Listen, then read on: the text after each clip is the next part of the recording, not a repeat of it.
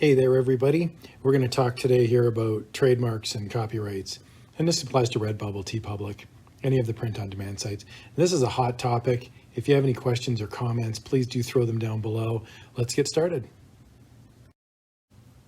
Okay, so I think if we had a choice, all of us would love to sell name brand items, NFL jerseys, Superman shirts, Star Wars, Barbie, Sesame Street, you name it. However, these are name brands. So there's a copyright and there's a trademark attached to them. So we're going to talk in this video here about how to navigate the world of trademarks and specifically how to avoid them. Because what happens is if you post something and Redbubble or TeePublic or any of these sites don't like it, they'll take it down and they'll strike your account. And if you get enough strikes, they'll eventually delete your account. Okay, so the first tip is pretty obvious. It's avoid name brands. Now, I know this one sounds obvious, but for some reason, people just don't want to hear this. So they try to come up with workarounds and they try to figure out ways to subtly drop, a Star Wars figure in there. And it's like, just don't do it. It's not worth it. For the amount of sales you're going to get, it's too risky. So for example, Disney, don't use it. Marvel, don't use it. DC Comics, don't use it. Anything Star Wars related, don't use it. Any movie, don't use it. Any TV show, don't use it. Now, you're going to be tempted to follow suit because you're going to go on to Redbubble or TeePublic and you're going to see the occasional design that looks like it's a name brand. Don't fall for the hype. You might even be talking to people on a chat room or online. You may see designs, you may be talking to people. Again, people are going to brag about their supposed successes. Stick true to what you're doing, which is uploading unique, creative designs that you've come up with and you've designed, and you'll get a following and you'll make sales. If they're high quality designs, if they're funny, if they're cute, if they're well done, you will make sales. Okay, so the second tip here is about words and phrases. A common myth is that if you use words and phrases instead of pictures, that they're not trademarked and they're not copyrighted. This is not true. So if you're going to use a common phrase, or if you're going to use even a not common phrase, you want to check first if it's trademarked. So here's an example that I personally got burned on. I was watching a TV show the one day and somebody wrote OMG and I thought, wow, that's a great t-shirt idea. So I fired up an OMG t-shirt. This isn't mine, but this is just an example of one. And it got taken down. Now, I went on TeePublic today and there are OMG shirts on TeePublic. It's just a matter of time before they either get pulled down or the rules on trademarks might change. But if you Google OMG as trademarked, you're going to get Procter & Gamble has registered the trademark for OMG. Now, what they probably do, similar to the NFL or similar to Disney, they do a sweep. So once a year, twice a year, they just send out a blanket statement to these companies and say, hey, these designs were flagged, take them all down. And then there's a bunch of strikes on your record. It might be years before you get busted. It's not worth it. So what you want to do is check if your phrase that you'd really like to use is trademarked. Another one that comes up is BAE, best ante ever, or BAE. That's trademarked. So you want to watch out when you're using these, supposedly common phrases. Chances are somebody's already grabbed them and they want to make money off them. Now, a common question that I get is, well, how do I know if something's trademarked or not? It's a big, complicated world out there with many different countries, many different jurisdictions. So you never really know 100%. Okay, like you can't check every trademark database in the entire world for every single design you're ever going to use. However, there's a common one that I use. It's a US-based service. It's called Justia. So that's called trademarks.justia.com. And you can type in your name brand and you can see if anything comes back and you can at least do a search. Now there's other ones. You can just Google trademark search, copyright search. Your country, if you're not in the United States, might have a different one. But there's one similar to this Justia. So here's just an example that I used. I typed in G.I. Joe and it came back with about 20 different search results. Now, the thing about trademarks is you can trademark something for a specific reason. So G.I. Joe has an overarching trademark on their name, but then they've also got things that are like military kits, sleeping bags, Could be cosmetics and beauty supplies if it's Barbie. There could be t-shirts and merchandise. There's a number of different sort of lanes of traffic that the business is going to run when they trademark an item. Again, I just avoid all of this because to me, I don't want to spend a ton of time researching something. I'd rather just create my own design from scratch, do a quick search and see if it's in any way infringing on anybody, and then move on. I actually personally stick to non-trademarked items that are really easy to come up with, things like countries or animals, just generic pictures of animals, and then I make something funny, for example. These are just sort of generic ideas that aren't trademarkable. So this will happen once in a while. You'll look up the trademark and it will say abandoned. So here we can see G.I. Joe trademark details, status 606 abandoned. So sometimes people get excited and they think, oh, that means I can start uploading G.I. Joe t-shirts. No, check all the trademarks. Chances are one of them will be active. And even if all of them come back as abandoned, you're going to want to do another search online and Google, is G.I. Joe an active trademark? I'll tell you right now, if there's a brand name that's active in the stores, like if you go to Walmart and there's a G.I. Joe action figure, it's going to be trademarked. Okay, so anything that's current, Transformers, G.I. Joe, Marvel, DC, Disney, Barbie, Peanuts, which is Snoopy and Charlie Brown, if you see it in the store, it's going to be trademarked. They're not public domain. Okay, so rather than trying to figure out some legal loophole, just abandon all of that and just move on to original designs. Sometimes I get pushback from people. They'll email me or they'll put a post in the YouTube channel and they'll say, well, I've done a bunch of research and I'm pretty sure I can do this. Can I upload this? And they'll ask.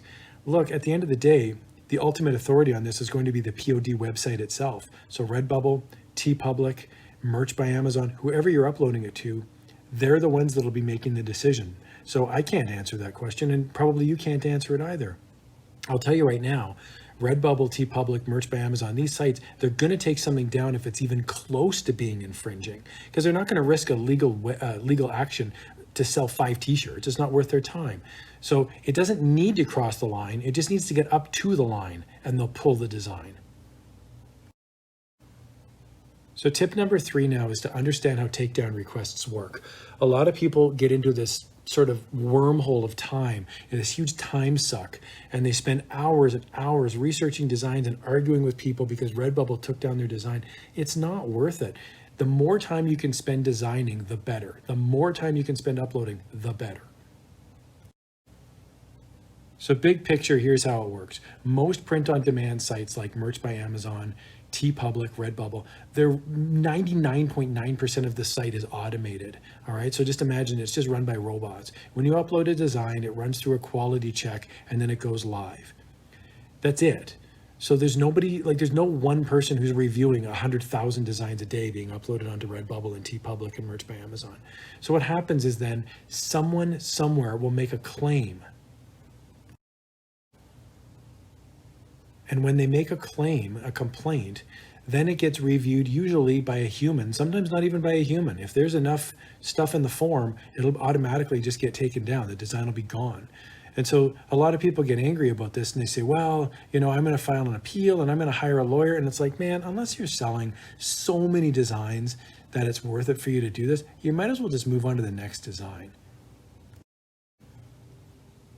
About twice a year, I have a momentary lapse of reason and I go onto a Reddit thread, and there's these Reddit threads where people just complain about Redbubble taking down their designs, and there's just non-stop people arguing and complaining and posting, and then they're flaming each other, and it's such a time suck. They're arguing about designs that, even if they're good sellers, you can always come up with a better design. You can always come up with a different design. So yes, if you don't like the fact that Redbubble took down your design, appeal, email them back, ask them. But at the end of the day, it's their site. And I think this is what's lost on a lot of people. Redbubble owns the Redbubble site. Teepublic owns the Teepublic site. So you're running on their site.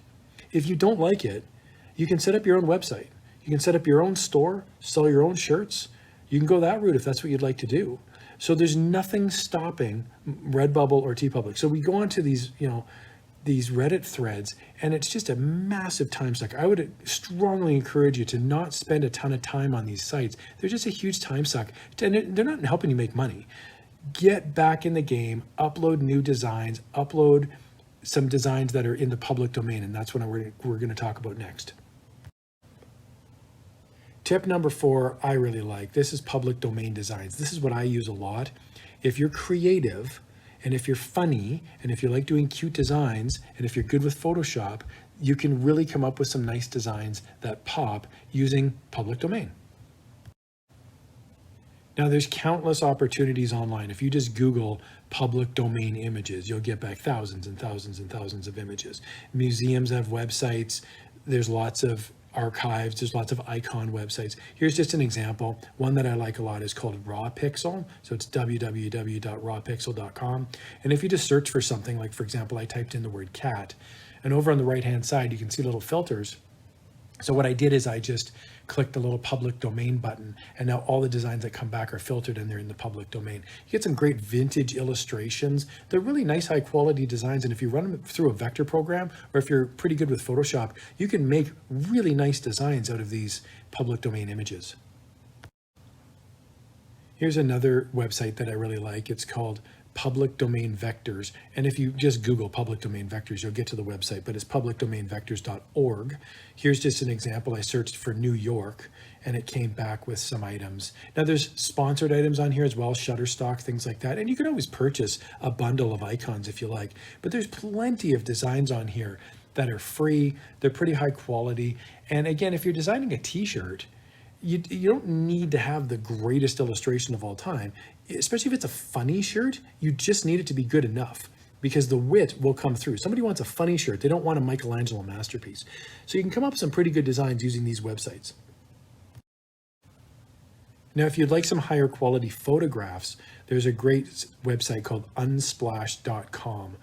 And these are photos for everyone. There's even a public domain section. So if you Google Unsplash public domain, you get some really nice high quality photographs. And again, if you're good with Photoshop, you can manipulate these to make some really stunning, eye-catching designs. Again, all free to use. I personally really like using icons. They're very easy to see and recognize. So here I went to a site called Flat Icon. And there's some premium vectors in here as well, some premium icons.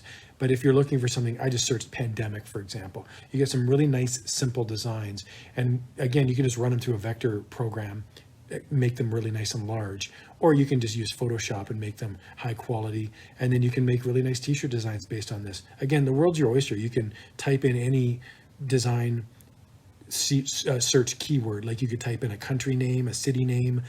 You could type in a person, a dog, a cat, funny. You can get lots of different designs. So again, spend your time being creative. Don't just rip off Superman and Batman. Come up with some creative stuff based on current trends, and you'll find that you'll get success. Now, if after all of this, you're still really hell-bent on trying to use name brand designs, if you think that that's the way to go, not a problem.